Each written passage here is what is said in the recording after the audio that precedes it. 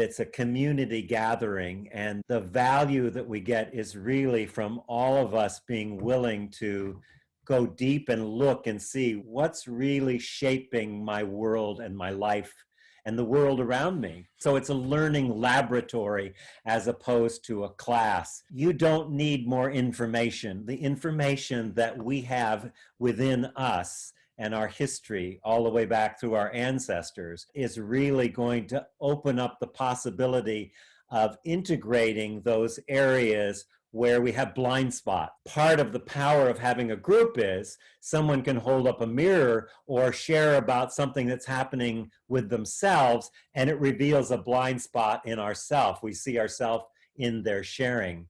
And I think that's the power of this kind of group. We'll have simple practices through the week to work on.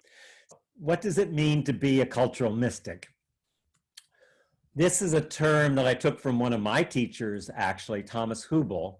And what I mean by being a cultural mystic is, rather than being someone who sits in a cave on a cushion, we are people who use everything in our environment and our life to create awakening.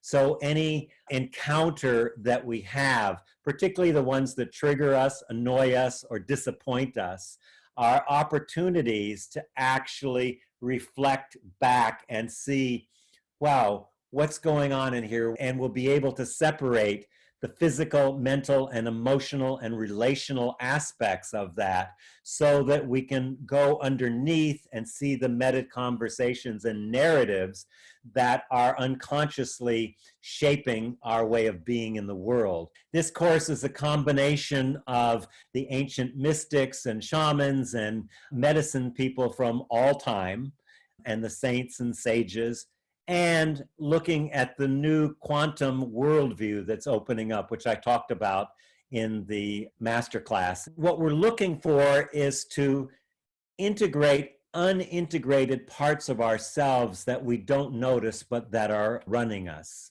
Being a cultural mystic means that we aren't looking at outside sources for our healing, for our well-being. This is a course about opening up the capacity for direct revelation. There's a wonderful quote by my friend Mirabai Starr, because she says, a mystic is a person who has direct experience of the sacred, unmediated by conventional religious rituals or intermediaries. Achieving that sacred or divine experience requires transcending established belief systems, bypassing the intellect, and dissolving identification with the ego self. That's what this course is really about. That's it in a nutshell.